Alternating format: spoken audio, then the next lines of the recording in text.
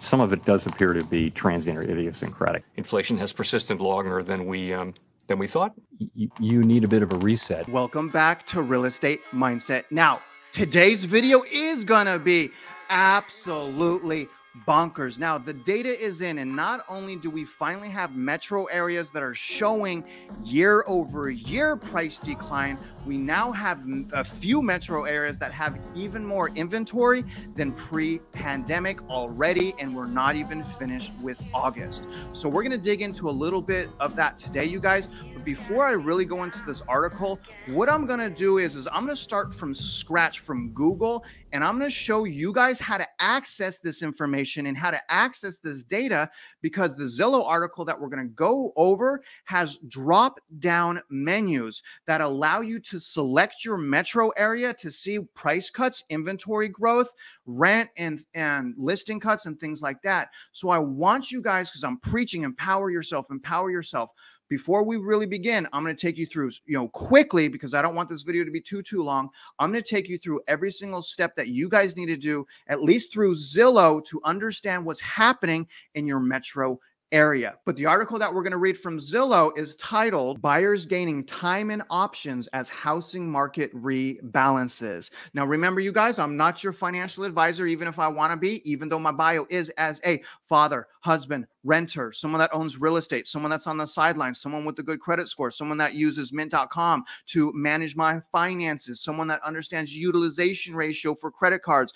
That's my bio. And I want to bring you guys with me through my own journey of purchasing my primary residence. And if you guys can, for the effort in my message, like this video, subscribe if you haven't already. And as always, you guys, please comment below. I ask everyone to read the comments, because there's absolute genius insights and angles in my comments, and that is a result of you guys stepping up and sharing your insights. So I just want to tell you, I really, really appreciate that. I cannot do this without you guys. But right now, what I want to jump into is to show you guys how to do the same thing that I'm doing, only with your local metro area. Let's take a look right now. Okay, so here is Google. Now, technically, all you guys have to do is click the link in my description.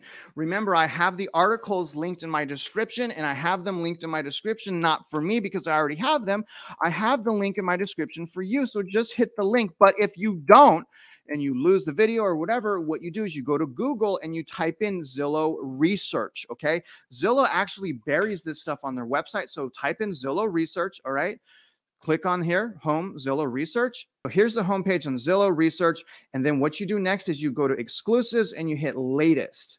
Now, this is going to bring up all of Zillow's recent articles, and you guys can go through this. Now, what we're going to look at today is obviously what I just read to you guys. And you guys are going to scroll down to this article right here. This is their most recent monthly market report. Now, you can go to any market report and Zillow has this. So I'm going to click this.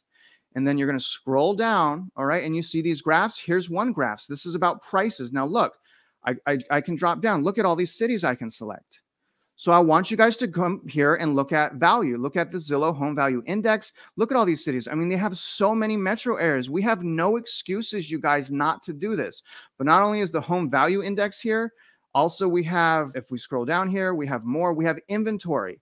So look at this. So if you want to know what's going on in your inventory in your metro area, just use this service, you guys. And I understand the data is tainted, but we can use this stuff for free. So just check it out.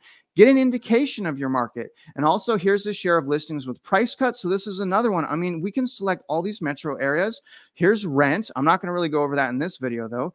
But you guys, here's the thing, I keep telling you guys, empower yourself, but not only empower yourself, look at the tools that I'm trying to provide you so that you guys have the ability to make them your tools. So again, you guys, I'm going to jump into this article right now, but please, I strongly encourage you, continue to educate yourself, get smarter, become an expert on what's going on in your local housing market. That is like the second most important thing. The first most important thing being seriously financially ready, right? Not going broke buying a house, being financially stable and ready. That's number one. Number two, research. All right, let's jump into this article right now. And you guys, again, I'm going to try to be fast here because I don't want the video to be too long. So it goes on to talk about 3 bullet points. U.S. home values, okay, this is U.S. home value fell, and this is on average, okay, because some metro areas, as they note, actually fell even more, but U.S. home value fell 0.1% from June to July. The first decline in raw Zillow home value index since 2012. That's major, guys. And that's not price. So they're talking about value.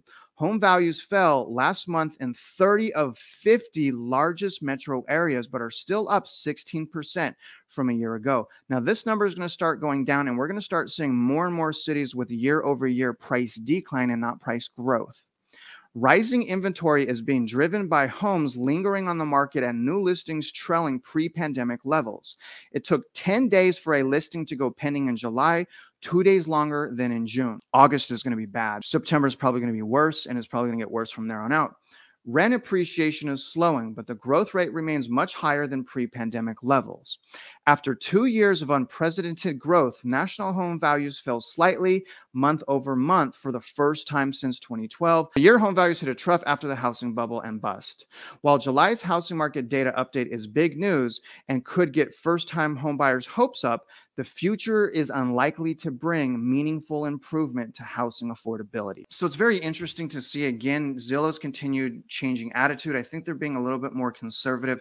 But here's the thing. I don't agree with them. I think we're going to have well, the thing is this, affordability and pricing, it's 2 separate things. They do correspond with each other, but pricing and affordability is 2 separate things. Case in point, if New York, right? So New York City, New York, if that city drops 50% in equity in home pricing, I still can't afford to live there. I have a family, I have all these other things.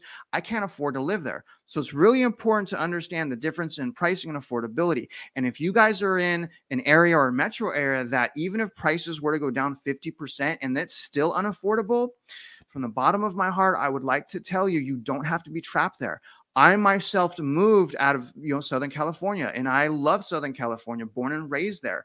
Now that I'm free, I can finally now see that I should have moved much sooner so that I can enjoy my life. I never really enjoyed it when I was married to my house payment. You know what I mean? But let's hop back into this article right now. Okay, so here's the Zillow Home Value Index, and this is what I'm saying. Now, I used Austin as a drop down because Austin, as I've been telling you guys, I believe is in one of the biggest bubble, and I believe that this is a metro area that we're going to see, along with Phoenix, we're going to see actually year-over-year decline in Austin. Austin is going to be one of the next metro areas, mark my words, and we'll continue to follow that. But right now, it's 2.7% down. Okay, so prices month over month, 2.7% down. It's very nice to see that. Let's read this. Home values measured by raw ZHVI fell from June to July in 30 of the 50 largest metro areas. What do you guys think is going to happen in August? Right? An increase from 13 metro areas the previous month. The largest monthly home value declines were in San Jose and San Francisco. Do you guys remember me saying that San Fran and Oakland were the first 2 metro areas with year over year? But look at this, followed by Phoenix and Austin. So that's why I'm saying I believe Phoenix and Austin are going to be the next metro areas that show year over year decline.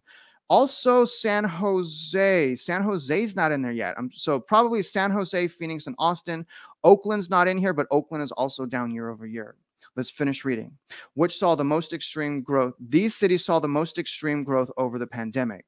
Values increased the most from June in Miami, Richmond, and Memphis, although monthly growth is decelerating in those markets as well. So I'm in Texas. I'm saying that Austin is already in crash-like mode. It's probably the beginning signs of a crash. I believe that. Again, also Phoenix, also San Jose. Mostly cities that were overvalued, that grew the fastest, are going to be the cities that crash the fastest, right? So keep your eyes on Austin, keep your eyes on Phoenix, San Francisco, San Jose, Oakland, because those are the cities that are experiencing bad things right now. Let's hop back into this article and finish it out. And here's a chart that will actually be helpful if you want to know what is probably going to crash next. Here's a list, and you can see San Fran isn't even number 1, and Oakland isn't even on here. So this is, this isn't perfect science, because again, Oakland's not on here, and Oakland has year over year decline.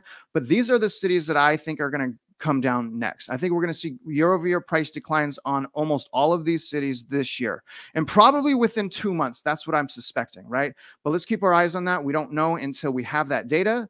Let me read the bottom here. While the recent decline in prices is a notable development, the housing market is still far from a return to normal conditions.